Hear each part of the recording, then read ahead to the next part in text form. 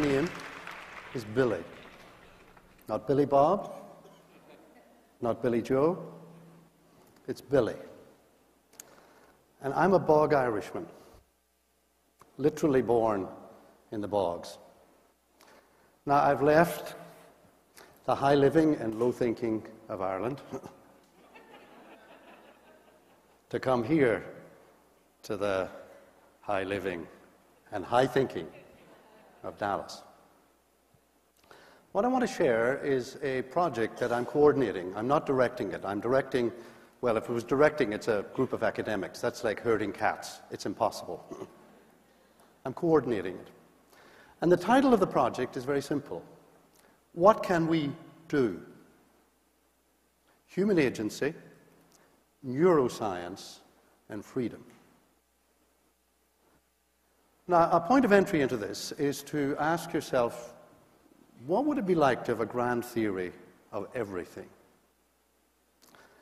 Now, when I was trained back in the 1960s, there was a wonderful grand theory available when I was trained in philosophy and psychology, particularly within philosophy, and it had 4 components.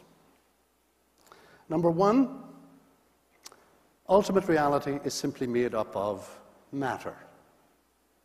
Everything is ultimately reducible to physics and chemistry.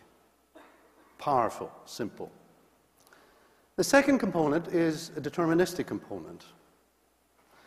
Everything that exists is governed by law. Everything is determined by preceding conditions. There's no free will. Get over it. The third component is what I call the causal closure component. There are no causes outside the physical system. Now, we're conscious, although some who held to this position wobbled on that. Consciousness, well, maybe it doesn't exist, we think it does, but if it does exist, it's purely epiphenomena. You know when you fry the sausages and the steam comes up off the sausages? No causal efficacy whatsoever. It's all done by what goes on inside the sausages.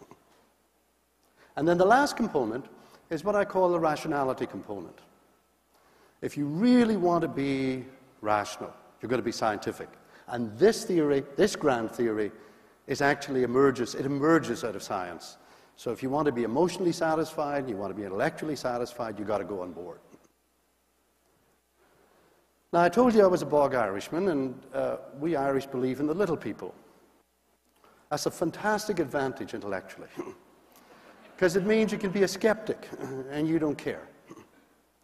Now, the other thing you need to know about me is that I've never liked Calvinism.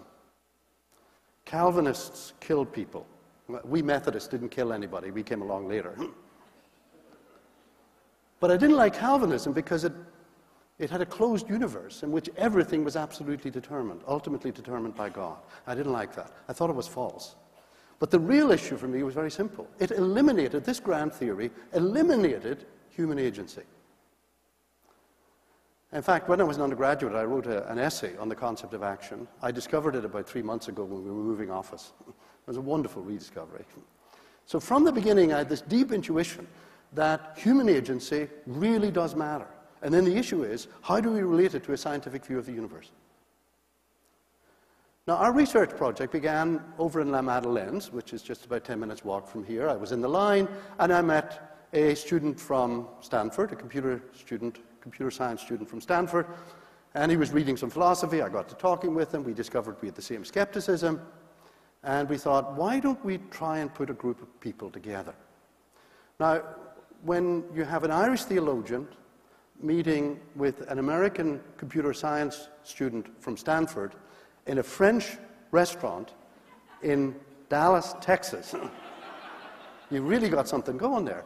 Nobody could predict that would happen. No preceding causes would cover this one. And so we began to put together the team. And we began with work in neuroscience. Now, the core of the work that we're looking at was pioneered initially by Professor Schwartz out at UCLA, is that the scientists have figured out a way whereby you can measure, on the one hand, the density of human attention, of focused attention. Fascinating work in psychology governing this. And then, with MRI, you can get in and you can see the effects of this. So in actual fact, what's emerging out of some of the most interesting stuff in contemporary neuroscience is that we're now be able to actually work through the measurement of focused human attention and see the difference that shows up on the MRI machines. Now, I think this is dramatic. Now, you're going to say, well, look, correlation is not causation. I know. But what's at stake here is not just events, it's human agency. It's human focused attention making a difference. So we'll bring in the philosophers to help on that. They're the people that are looking for the black cat in the block back on the box in the black room that's not there, right? But they're very important here in the work on human agency. But I have better news for you. We've taken this down to the level of subatomic physics. And we brought in Henry Stapp, who's one of the great subatomic physicists of the 20th century in quantum physics. And the bottom line here is this, is that human observation at the subatomic level makes a difference to the way the world comes out. Now, technically, what you've got here is the collapse of the wave function, and I'm not going to go into all the details of that. I'll leave that to the folk who really know what they're talking about. But what's at stake here is that the world is mind-dependent, it looks now, at the deepest level.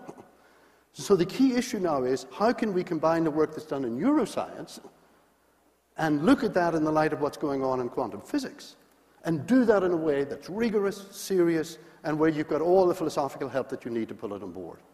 So, for example, many versions of quantum physics exist, but we brought in one of the top younger philosophers of physics from Princeton, and he's going to help work through the crucial conceptual issues at that level. Now you say, well, what does all this matter? In the Middle Ages, we theologians, we figured out how many angels could dance in the head of a pin. Now we're trying to figure out, how many neurons can you get on the head of a pin?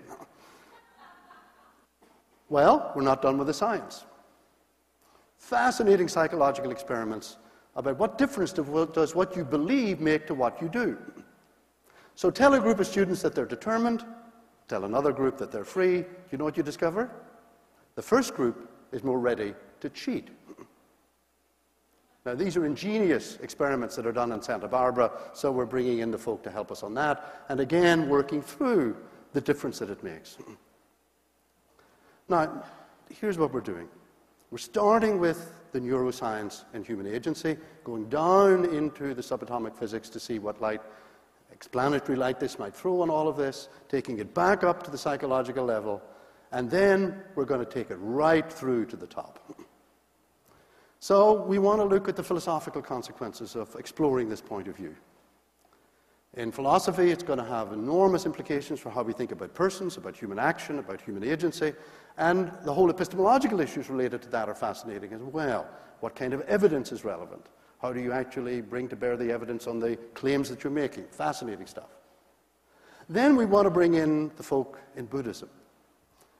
David Brooks of the New York Times described these people as neural Buddhists. Fascinating term, because the Buddhists are very interested in neuroscience and the relationship between that and their own deepest convictions about the nature of the self.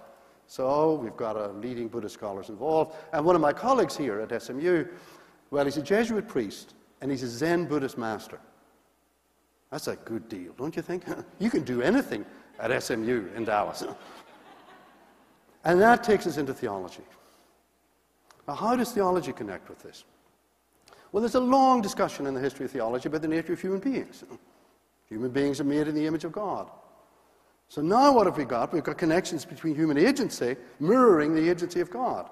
And there's vast material that's been done on the nature of divine action, how that relates to creation, how that relates to the world that we currently got. That's the kind of stuff I love to work on. So we want to pursue the matter right to the highest level. We want to go all the way to the top, all the way to the bottom, all the way to the top, and sort through what we're going to think about all of this. Now, notice what this is not. This is not one more shotgun wedding between religion and science. We've had enough of those, not interested. This is serious research. It's driven by the experiments. We've got a whole network of various disciplines, and we've got agnostics, we've got Jews, we've got Buddhists, we've got Christians, we've got the whole 9 yards. And it is provisional, it's fallible, it's rational. And then you're going to finish with this. And I finish with this. Suppose you're all wrong. Well, two things. One, if it is a mistake that we're engaged in this research, it's an illuminating mistake.